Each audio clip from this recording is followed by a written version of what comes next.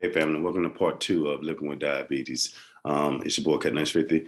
This one I'm gonna start with the definition of diabetes. You can go to cdc.gov or look in the dictionary for the definition, but I got this resource from cdc.gov website, and it goes into the following. Diabetes is a chronic, long-lasting health condition that affects how your body turns food into energy. Most of the food you eat is broken down into sugar, also called glucose, and released into your bloodstream. When your blood sugar goes up, it signals your pancreas to release insulin. Insulin acts like a key to let your blood sugar into your body's cells for use as energy. So, if you don't have the energy that you need throughout the day, other health problems going to come through your body. It's a key to your body. So all your body organs, functions, everything. I mean, it all goes together. So that's why I said express the importance of exercising daily. I mean, walking, drinking your water, using portion control, meal prepping, doing what you got to do to take care of your health, because we're losing too many people these days, especially for this. I think in the last 20 years, the numbers have doubled. So like 1 out of 5 people don't even know they're pre-diabetic or they have diabetes. But that's just the stats, and they keep rising each and every day. If you have diabetes, your body either doesn't make enough insulin or can't use the insulin it makes as well as it should. When there isn't enough insulin or cells, our cells stop responding to insulin. Too much blood sugar stays in your bloodstream. Over time, that can cause serious health problems such as heart disease, vision loss, and kidney disease. There isn't a cure for diabetes yet, sadly, but losing weight, eating healthy food, and being active can really help. Taking medication that's needed, getting diabetes, self-management, education, and support, and keeping healthcare appointments can also reduce the impact of diabetes on your life.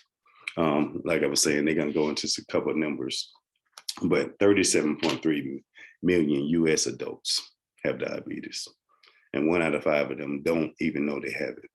I think I got a message today from one of my aunt, and this been years back, but one of my cousins passed, and it pretty much at a young age, and we was unaware or didn't know what happened. You don't think that a healthy person can just, pass all of a sudden, even though he had some issues. If I knew the information that I know now and it was around him a lot, I probably could identify, a lot of things going on.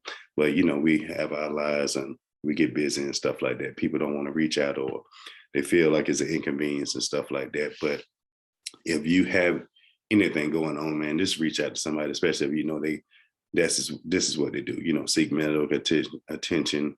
A question doesn't cost to ask anything. So that's the main goal, is just spread awareness and get as many people help as possible. So diabetes is the 7th leading cause of death in the U.S. 7th leading cause of death. Diabetes is the #1 cause of kidney failure, lower limb amputations, and adult blindness. So you can see them stats just keep rising. And in the last 20 years, like I said before, the number of adults diagnosed with diabetes has more than doubled. And that's the last 20 years. I mean, and I go in the stats because I say that's because the convenience of fast food, and we're kind of just less physically active. We're watching more TV, stuff like that. We're not, especially with this last pandemic, we're not working. We was not able to even go outside. They closed gyms. They closed a lot of other stuff. Lucky for me, I built my own home gym, stuff like that, and I started doing other things to kind of take care of myself and maintain, just to make sure I'm healthy for my family and friends, and just to live a healthier lifestyle. But there are different types of diabetes. There are 3 main types of diabetes: type 1, type 2, gastrointestinal diabetes, or diabetes while you're pregnant. So type 1 diabetes is thought to be caused by autoimmune reaction. The body attacks itself by mistake. That stops our body from making insulin. Approximately 5 to 10% of people who have diabetes have type 1. Symptoms of type 1 diabetes often develop quickly. It's usually diagnosed in children, teens, and young adults. If you have type 1 diabetes, you need to take insulin every day to survive.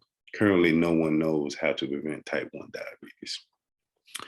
Type 2 diabetes It's when your body doesn't use insulin as well and can't keep blood sugar at normal levels. About 90 to 95% of people with diabetes have type 2 diabetes.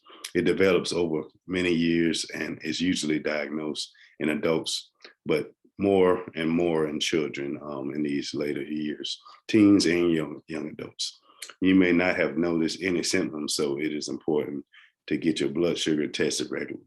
You can get kits, CVS, stuff like that. You can test your blood sugar anytime now. It's more convenient to actually test your blood sugar. So you may not have noticed any symptoms. So by getting that tested regularly, you can kind of stay on top of it. Type 2 diabetes can be prevented or delayed with healthier lifestyle changes, such as losing weight, eating healthy food, and being active. The same 3 simple tips that I always say, and gonna keep saying. And that third one is diabetes when you're pregnant. Mainly pregnant women who have never had diabetes. If you have gestational, my Southern accent is ridiculous, but when you have this type of diabetes, your baby could be at higher risk for health problems.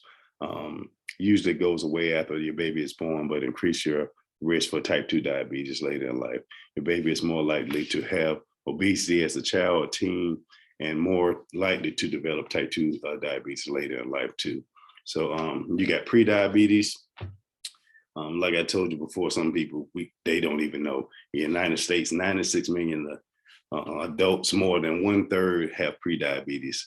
And what's more, and more than 8 to 10 of them don't even know they have it. So you see those stats is even more than other people who are just aware. It's 1 out of 5. So 8 out of 10, that's just ridiculous and unheard of to me.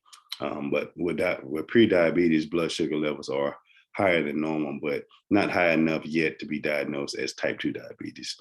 Pre-diabetes raise your risk of type 2 diabetes, heart disease, and stroke. The good news is if you have pre-diabetes, a CDC recognized lifestyle change program can help you take healthier steps to reverse it. And so that's just, being healthier, walking, being more active.